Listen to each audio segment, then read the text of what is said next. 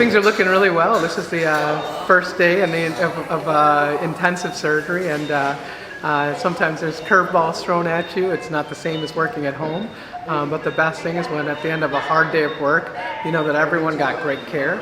All the patients are doing well, and everyone is ready to walk and eager and excited for the next day.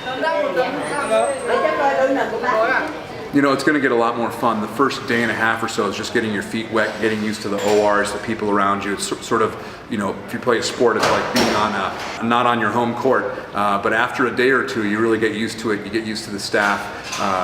You get used to the equipment that we're using and the little differences. And so even as today has gone on, we've noticed that each case is just a little bit smoother than the case before because we're all used to the way that we do things. So I'm really looking forward to the next couple days, just really ramping that up and really starting to have some more fun and really taking really great care of these patients.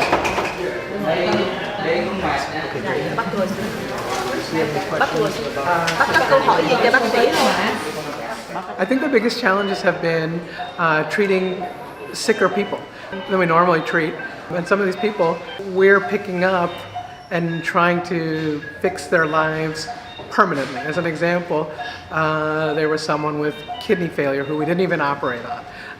But once we took care of him, we gave him a plan for the next 6 to 12 months that nobody else would have done to make sure that his kidneys function better. And then we said, let's meet you again in a year and maybe we can operate on you then.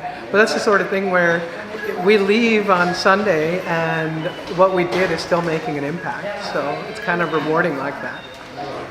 I think that this is probably one of the best ways that you can donate and make a difference.